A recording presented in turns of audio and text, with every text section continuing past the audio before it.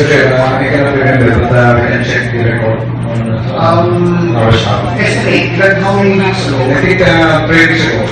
3 weeks My ago. committee. Correct. So I'm just trying to, ladies and gentlemen, I'm trying to establish, attention please, order the order the session hall. Ito kasi yung prosecutor dito nakakapaano ko Order the session hall. I'm trying to establish a timeline na kung kailan ginawa ang budget at paano kami nagkaroon ng reversion. Pag nagkaroon ng reversion, ang ibig sabihin niyan, budget officer, tapos na ang panahon para gamitin yung pondo or meron kayong balak i-align ang pondo ayon sa guidelines ng DBM. Correct? So pakipaliwanag, ayon sa guidelines ng DBM, yung 101,709,900. So how did you come up with that? Paano nagkaroon ng reversion? Sir, alam ko na submit yung budget, supplemental budget for So, sa supplemental na lumigay? Yes, sir. So, ito 101 million nga is covering what month? January 2? Sir, ang ginawa namin is based dun sa mga expenses nila na as of July, parang ito, masyadong malaki up to December, so parang saving siya. So, yung kinot na lang namin is yung for July to December na lang. Na yung tinira namin. Yung nasasabi mo, you're trying to tell me, ang binira ninyo is expenditures for the month of July to December. Claro. So you're trying to tell me na from January to June, may savings nyo na 101 million.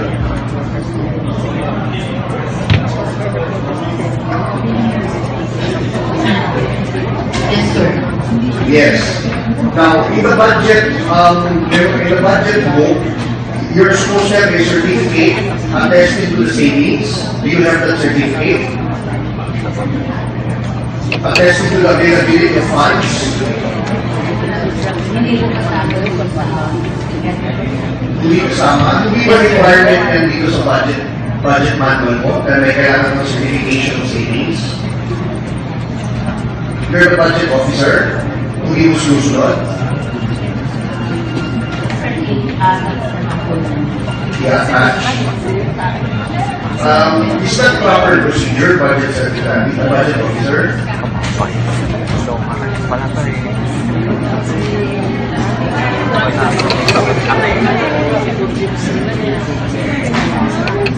Please answer.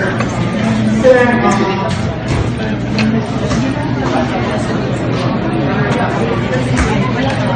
Please speak to the mic. yes, sir.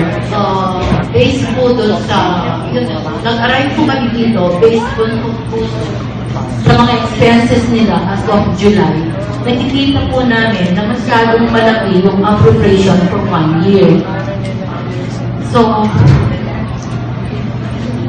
Malinaw pag na hindi nagamit, hindi magagamit. Ladies and gentlemen, malinaw sa budget operations manual that you must have a certificate of savings. Sir, duly attested and certified by before you can have a reversion. It's very clear. So, ang tinatanong ko lang, sagutin mo lang ang tanong ko, ikaw ba ay may savings ng 101 million o wala? Because mas kayong kasing palikot ang gusto mong gawin, I'm just going by the book. Hindi ako nagpapagaling. Binasa ko lang ang libro. So, tinatanong ko sa'yo, nasaan yung certificate of savings na meron ka 101,709,900? Hinahanap ko ang certificate of savings. Gagawin. So, ibig sabihin, ladies and gentlemen, wala siyang certificate of savings. So, kung may appropriation share, how did you take into account that wala silang certificate of savings?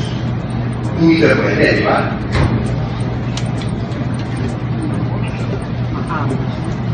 Hindi ka pwede, di ba? Kung walang certificate of savings. Mr. Chair, last session po, nung humingi po ako ng fine-tooth sa inyo to refer back the section of the budget committee of the whole.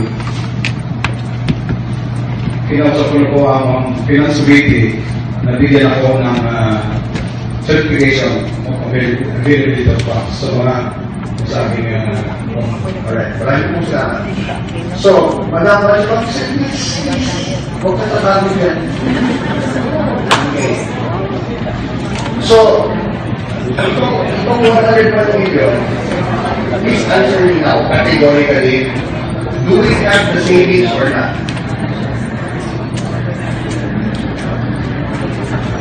We have, sir. May savings sa'yo. Yes, sir. So, maasahan ko na magkakaroon ng certificate na i-issue kayo na meron kayong savings ayon sa CDFI. Alright. Ngayon, yung PhilHealth professional fees, meron din kayong reversion. Paano kayo nagkaroon ng reversion? Taliwanag mo sa akin.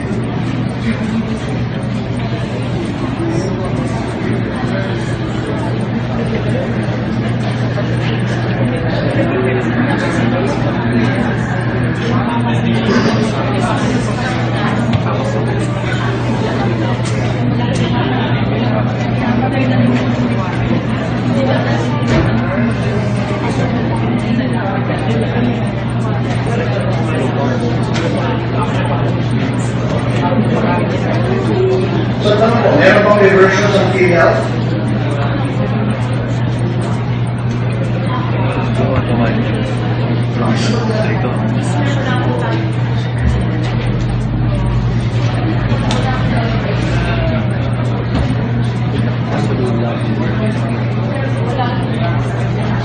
Wala ba tayong mic, Art?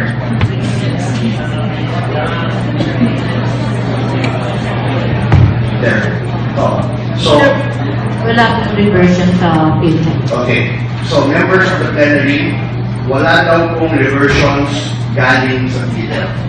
Ang ibig sabihin po niyan, ang pinapakita ko lang, galing sa maintenance and operating expenses, meron tayong savings or cash na binabalik sa department. The point I'm trying to make, kung walang reversion ng PhilHealth, ibig sabihin 100% na gastos, 100% na pamigay sa dapat unahan. That's the point I'm trying to make. So I would like to ask the contesting parties now, are there any contestants, are you contesting any figure or any amount for the year 2014? We don't know the whole amount, but particularly as far as the doctors are concerned, we have a copy of how much individually we have been receiving. And we do not know how many personnel are involved in the distribution. So, Okay. individually we have that, then we just multiply it Alright, how I presume your lawyer will speak on that, no? I- I presume your lawyer will speak on that. So, I just would like to clarify the procedures, no? So, with regard to Tacna Provincial Hospital, walang reversion of PhilHealth, may reversion of MOE, may reversion of PS, pero for the year 2014, meron tayong surplus na, magkano, 7 million? Surplus of 7 million for the year 2014. Matanong ko lang, saan ang galing yung surplus na? Is it from the 70% or is it from the 30%? It's from the 30%. Provincial Administrator, paano magkakaroon ng surplus ng 30% when by law, it should be distributed? Paano magkaka-surplus? Ang tanong na lang dito kung saan yung gagastos yun. But it's very clear, within 30 days, dapat yung gastusin ng pera. Para sa akin, ang pinag-usapan natin dito, sino kukuha ng pera. Pero I think the law is very clear that within 30 days, that amount of money held in trust must be spent. So the argument of the doctors as to their percentage versus the other recipients or whatever mechanism is going to be discussed is subject to debate. But the 30 days is not subject to debate. Therefore, that amount of money can never be declared as income or surplus because that should be an expenditure for the year 2014. I would like an explanation, bakit sa budget may surplus tayo ng 7.7 million? Sir, bali, end of the year figures po yan as of December 31, 2014. So, na-carry over na po siya ng January to March. And yung January to March po, na-distribute na rin po sa kanila. Okay, so you're trying to tell me it's accounting time, accounting cut-off. Accounting cut-off lang. Okay, malinaw. So, this surplus now, pinasok niyo na yun sa budget.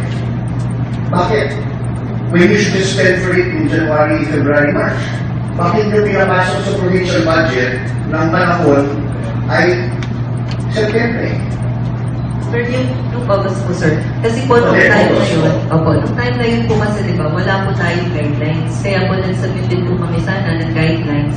Para po, yun pong distribution po natin ngayon, dahil naka-carry over po yan dun sa subject po ng discussion na yun.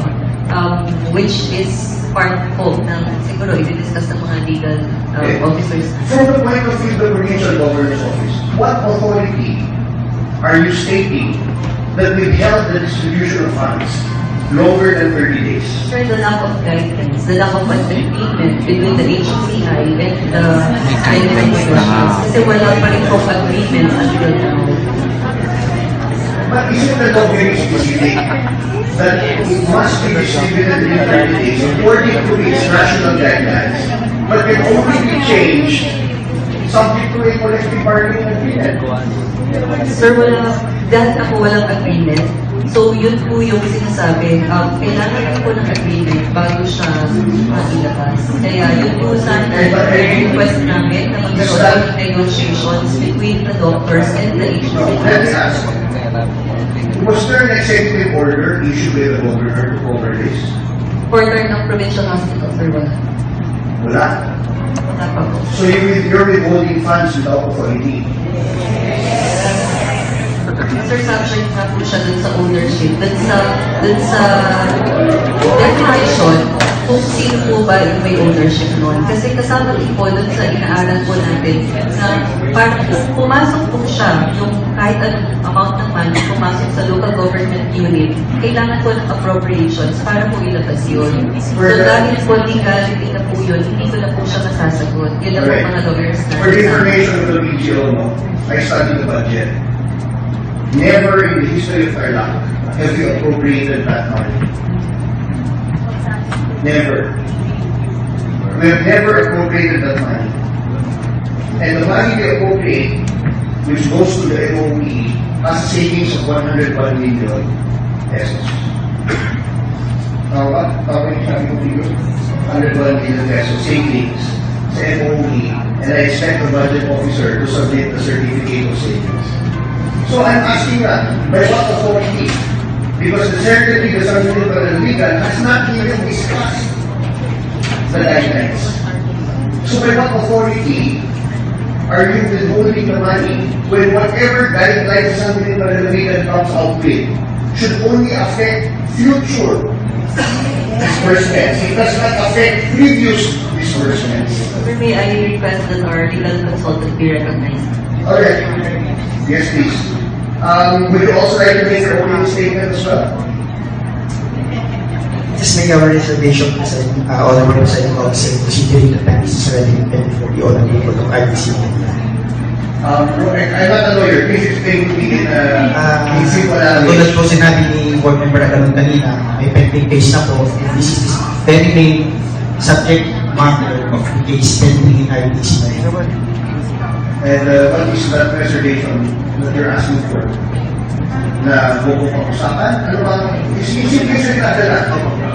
We will not be bound to whatever we are discussing here because it is the board members who will approve the guidelines. Kasi po,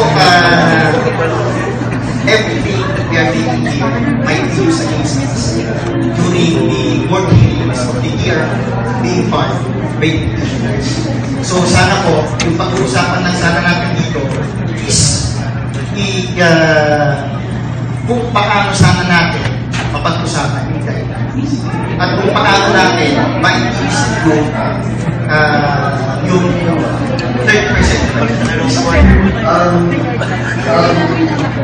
I call it Ray na.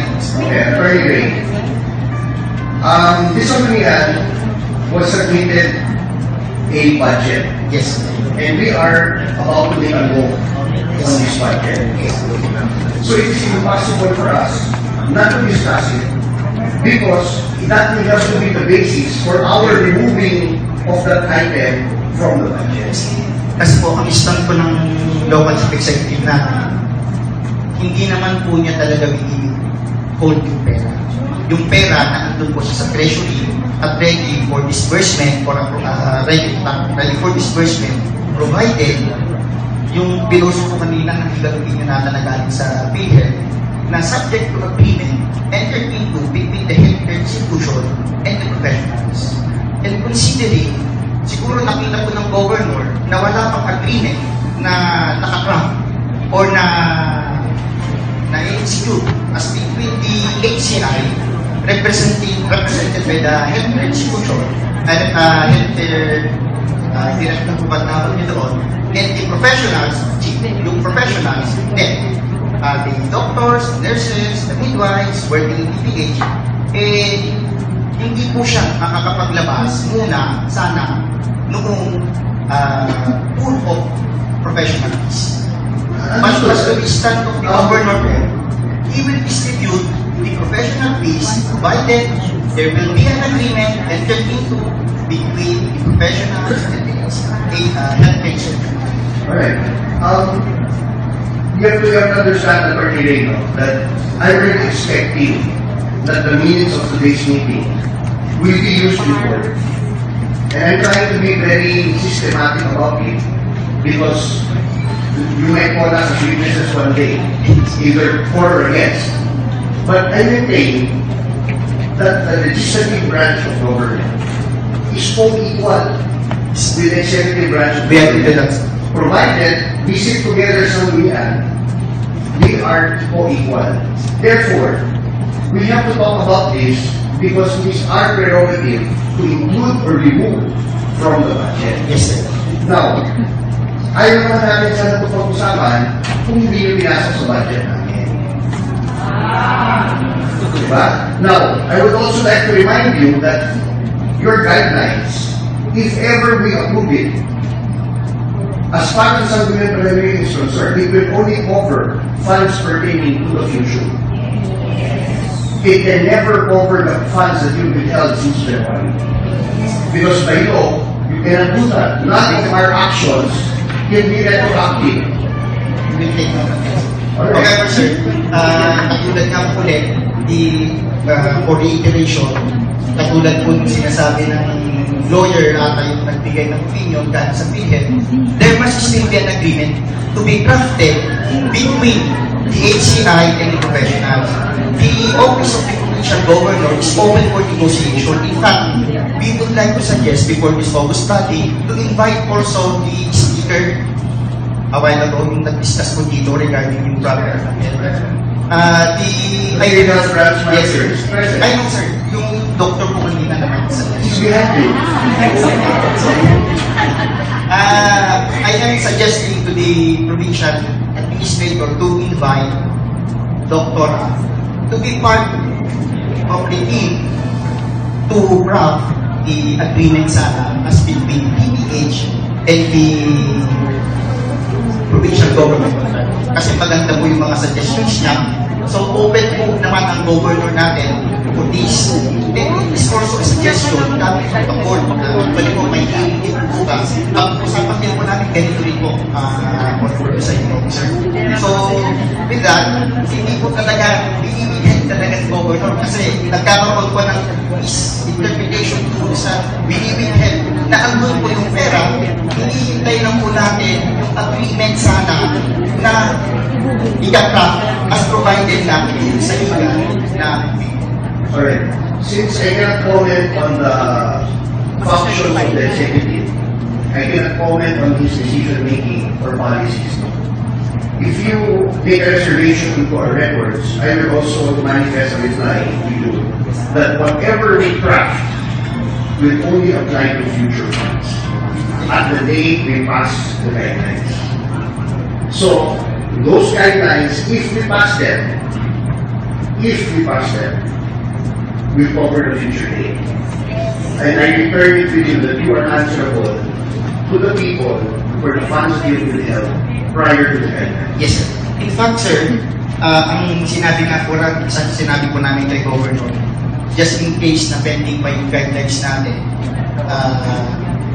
since implementation na lang ng PhilHealth law, yung ginagawa ko, you would probably perhaps o mag-split ka na ng second quarter.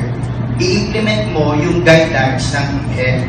At ano ba yung sinasabi ng PhilHealth na di-discuss kanina, yung pinakita nga po natin dito, subject to agreement. So doon po yung line of thinking po ni Governor na, sige, i-implement natin yan, total wala pa yung agreement, hintayin muna natin yung agreement bago natin ilabas.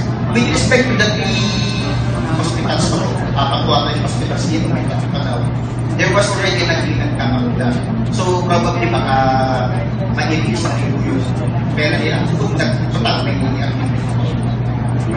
So with that, inaasahan din po ng Governor na yung TPH na lang po, actually Madam Doktora, yung diniscuss nyo po kanina, parang nag-i-imply na may problema ang buong hospital ng Taklak. Wala po nga. Ang nagkakaroon lang po ng problema yung TPH. So, gusto lang po namin iklaro yung style po ng local I would have to put reservations in your statement because until such time that the three district hospitals appear before the Sanggunian, I cannot agree with your statement. Okay? And I would like you to restrict your comments to Tarlac Provincial Hospital, just the same I have. Because the three district hospitals are not present here today. So, they have to testify that they are in agreement or whatever agreement they came up with. So, it would be better and more prudent, just as much as you caution me that this would be something he said, Yes, sure. I will also tell you that this cannot cover, this transaction or this discussion cannot cover the three district hospitals. We will have to create another session where the three district hospitals will appear again. With that, Honorable Presiding Officer, we would like to manifest to invite also during probably another session to be conducted by the Honorable Boards to invite the Chief of Hospitals with these teams. Not only chief of hospital, but all concerned medical and non-medical personnel who wish to attend the public session. Thank you very much. Alright.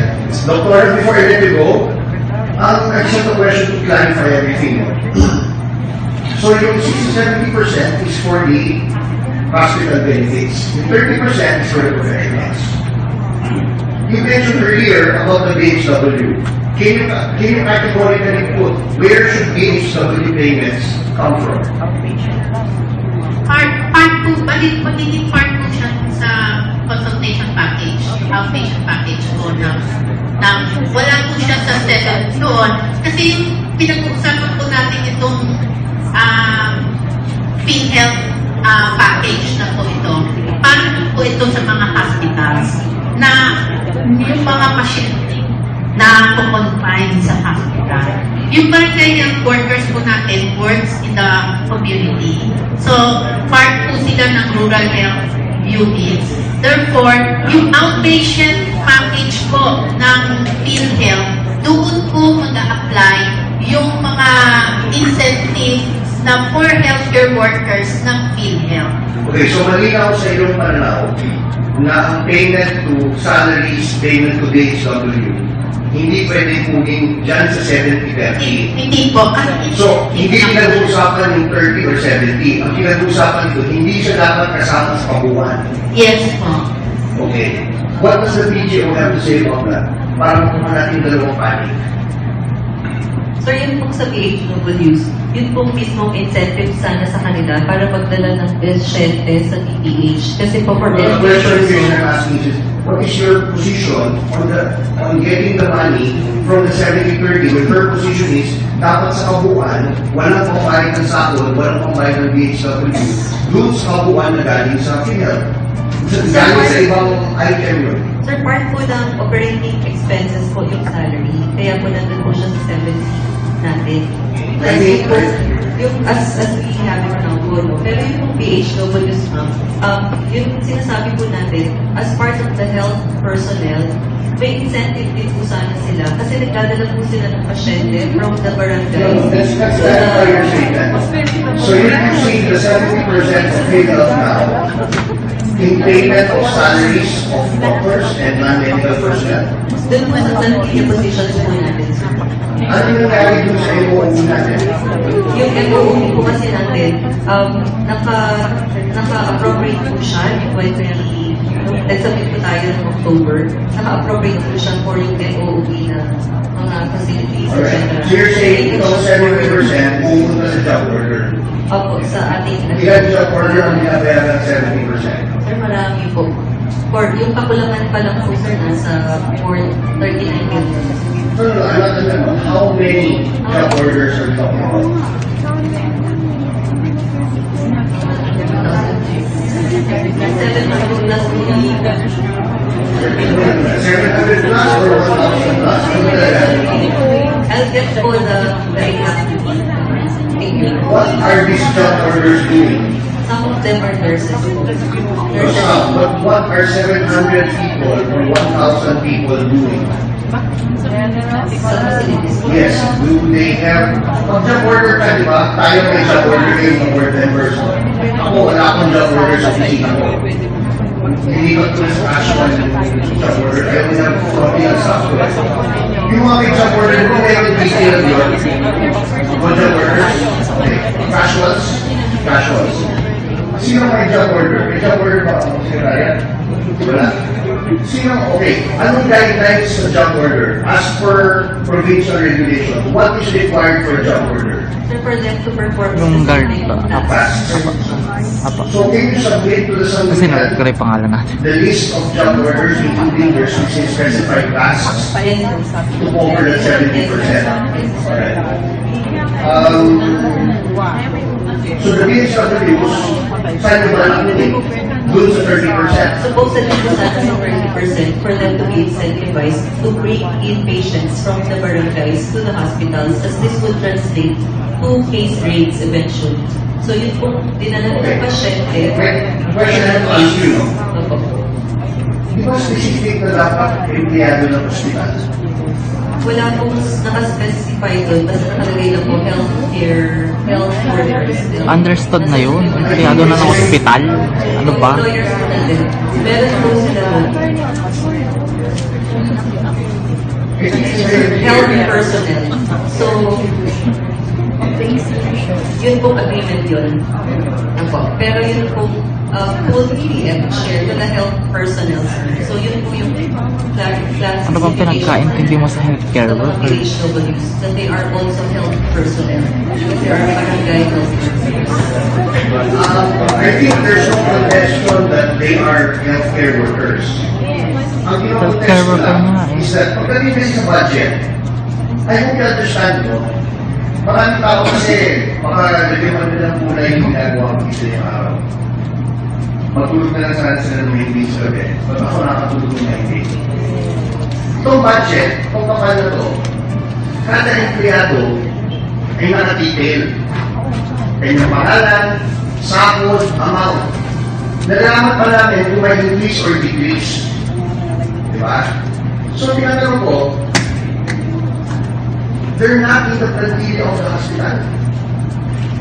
You're telling us now to reinterpret overnight without an executive order from the governor, without any circular or any order from the DOH, wala kayong papel na pwede nyo isubmit sa akin na nagbabago ng pagtingin sa mga pera at tao. You have not submitted anything. All I know is that you have a surplus and you have deposited amounts of money into the treasury that should have been dispersed. Now, tanong ko dito, what is your basis now for including the BHWs? You certainly do not have the guidelines to change the word. And how can BHWs, who are what? You call them what? Volunteers? or employees of the barangay. For the mayor, Ernest Sobrano, what are they? They're considered volunteer and part of the workforce of the barangay. They're considered part of the workforce of the barangay. And I think it's very clear in the PhilHealth that it should redound to the health personnel of the facility. It does not say anything to do with the 511 barangays in the province of Tarlac. The problem I have is that in view of an executive order, I only have your testimony to it. And yet we have submitted official documents to us that are covered by BBM regulations as per budget. So you put me in a spot to do what I have to do today. Yes, sir. And then, sorry, we did not intend that to happen. We have to, sir, nag-submit po kami ng request para alisin na po natin yun, para hindi na po mamula in the spot po ang buong sanggunian. No need for a request because we have to do it according to ourselves. Technically, there's no basis for you to make a request to pull out. You can actually convince the board members to strike out from the budget. That's the proper word. You cannot pull out from the budget once it's submitted to us. You can request the provincial board to strike out the item from the budget. Just to be clear, I'm trying to be very step by step kasi gagamitin ko sa kaso eh. Thank you po. I would like to ask now the lawyers of the contesting doctors to please make an opening statement.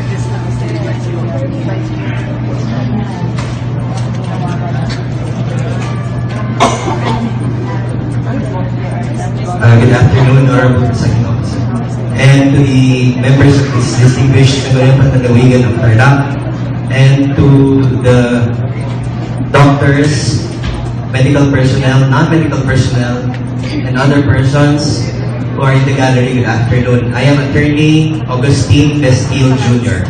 I am the lawyer of the doctors of your Tarlac Provincial Hospital who have taken it upon themselves to be courageous, to take a stand. Now, by way of opening statements, I would just like to say that as far as we are concerned, the law is clear. The law is clear. There is no question as to the source of the law.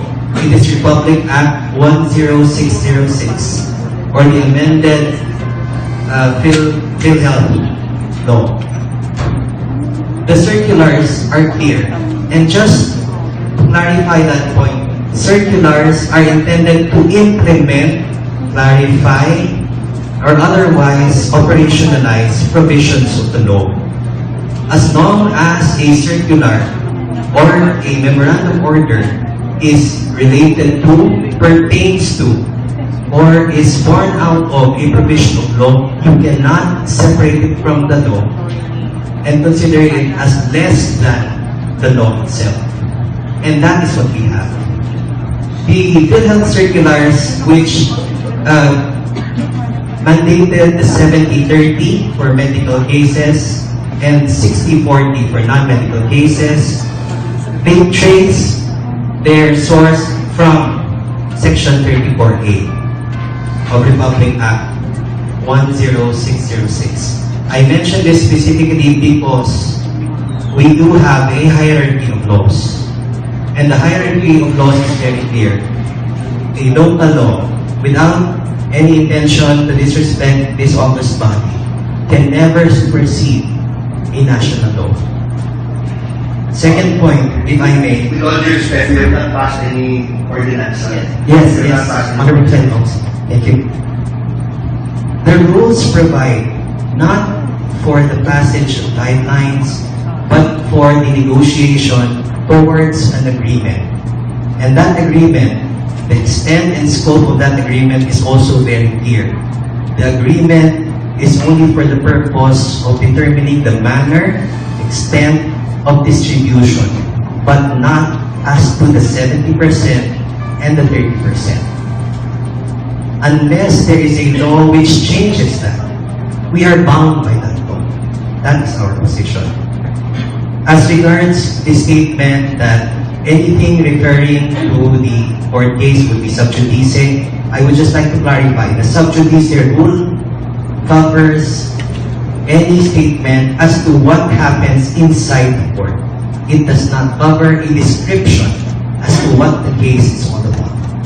And the case that was filed by the doctors is not one for collection of sum of money, which would then be something more significant. It is for declaratory relief. We are asking the court to declare once and for all that there are already guidelines and that these guidelines must be followed. Regarding the agreement, I would just like to clarify that the agreement is not a precondition for the distribution of the 30%. It was never a precondition before, and it certainly cannot be a precondition now. Neither does the law provide or require that there must be guidelines. With all due respect to the lawyers, for the respondents, there is no provision in the law on which you can base that assertion. With respect to the trust fund, in a trust fund, there are three parties: the trustor, the trustee, and the beneficiary. The trustor in this case is the source of the funds, PhilHealth. The trustee in this case is the recipient of the funds. As clarified, it is the head of the facility. The beneficiary is also clear. There is no doubt as to the beneficiary. And the beneficiary is also clearly defined as the professionals of the healthcare institution. So unless the law is changed, you cannot include anyone else. This is not intended to deprive this august body of its authority. This is intended to clarify what the law says. Going back to the trust fund, we know now the trustor, being PhilHealth, the trustee. In this case, it was clarified that the funds are received or receipts are issued by the provincial government. That makes the provincial government, under the trust fund doctrine, a trustee. And what is clear under the law is that a trustee cannot have any interest, much less ownership, of the things held in trust. If we go by the trust fund doctrine, it is not only illegal, it is immoral for the trustee to claim ownership over something which is given in trust. It is not my place to speak of criminal liability. I am merely explaining that under the trust fund doctrine, these are the basic principles. Now, with respect to the funds that have been retained, it is our position that there is no basis to withhold the funds. They have been paid out. There is a positive duty on the part of the healthcare institution and by extension on the provincial government to release those funds, distribute them within 30 days. Anyone who says otherwise, I will invite to please point to me the basis. With respect to the requirement that there be an agreement, no such requirement is found in the law. An agreement is encouraged, yes. But the agreement does not change the 70-30 or the persons are entitled to 30%. The agreement merely operationalizes how the pooled funds are distributed. Going back to the pooling of funds, let me just clarify.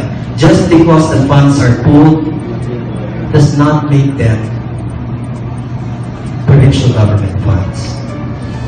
It would be like saying, just because I enter the house of another family, I would be part of that family. That cannot happen, and certainly the funds cannot be made to take the character of transferred funds. There was a point raised by one of the members of this august body regarding the special education fund, comparing it to the professional fees. There was a point that I served as a City Legal Counsel for Ormoc City. And so I am familiar with this point. Let me please clarify. The Special Education Fund is taken as a percentage from the real estate taxes, and the real estate taxes is defined as a source of revenue. A source of revenue for LGUs. The professional fees, as far as the 30% is concerned, is not a source of revenue. It is an incentive. It should be given. It must be given. I guess in closing, I would just like to say that I am not a doctor, but I am familiar with the portion of the Hippocratic Oath. First, do no harm. And I'm asking this august body, first, do no harm to the doctors. Thank you.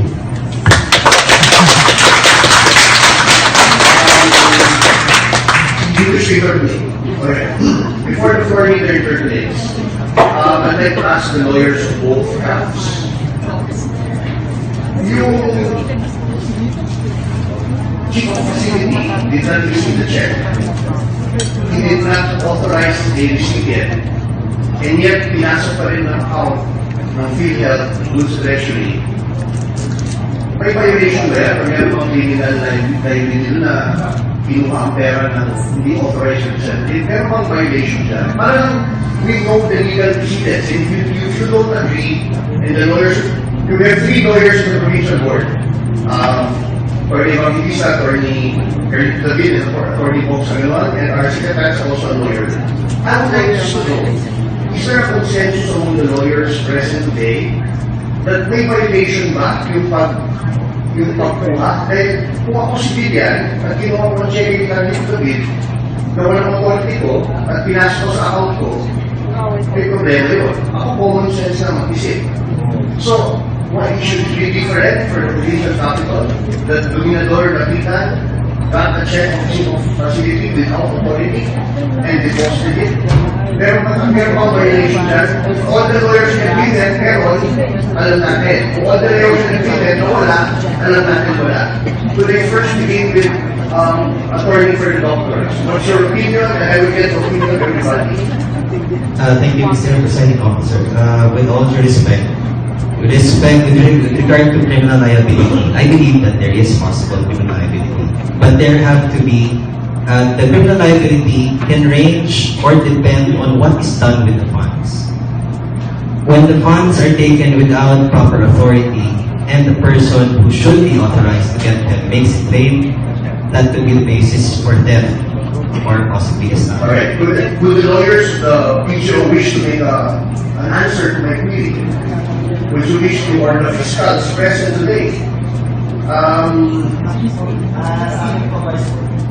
Wala ko kasing damage kasi hindi ko alam niya yung copy po siya na sa account natin.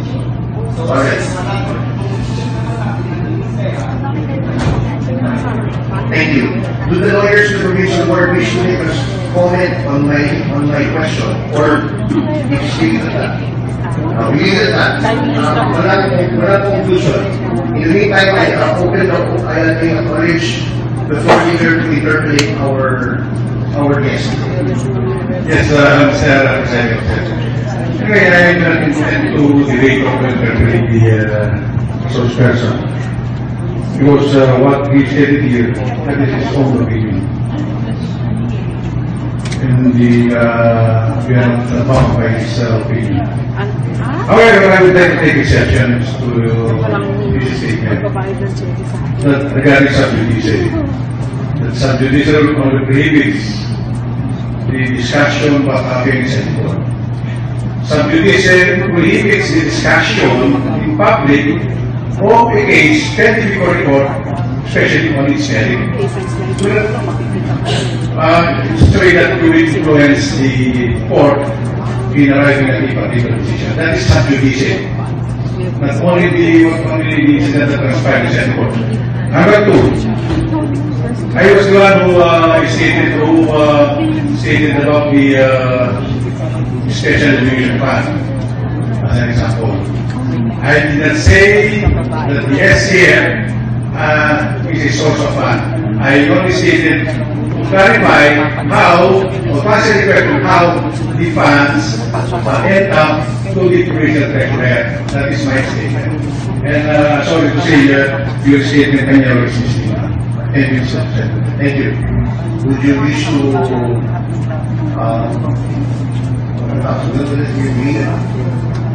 read or Just a short statement. First of all, there was no intention to disrespect the Honorable Attorney Vestibate by my statements. I wanted to clarify that the nature of the professional fees is different from that of the Special Education Fund. Precisely why the Special Education Fund can be subject to appropriation, can be one of the items in the annual budget. But the professional fees, these are PhilHealth funds, which have already been appropriated based on the General Appropriations Act. Once appropriated, I do not see how they can be reappropriated privately. That is why I made the distinction. Correct. yes. Yes, as far as I don't intend to debate the resource person. It seems that you are listening when you have answered. I Ikaw ang hindi use makikinig, STF eh. as an example to answer the question how the funds arrive or end up to the provincial treasurer. I did not say about the source of revenue. Right? It seems you are listening. Alright. Enough of the side comments. Leave it at that. Order Ikaw ang hindi nakikinig na The question that nakablue. we have right now, okay, for the bigger picture, ladies and gentlemen, members of the board, the definition kasi dito ng PhilHealth people is that, is it revenue? The problem we have here is that by virtue of their recognition of surplus, and by their withholding the funds, and by putting it in our budget, that is an implied source of income with which they're implying. And I have a problem with that. I'll tell you now publicly, I have a problem with that. Because there's nowhere in our provincial board history, in the DBM manual, or even in parliamentary procedure, that will allow us to treat this as income.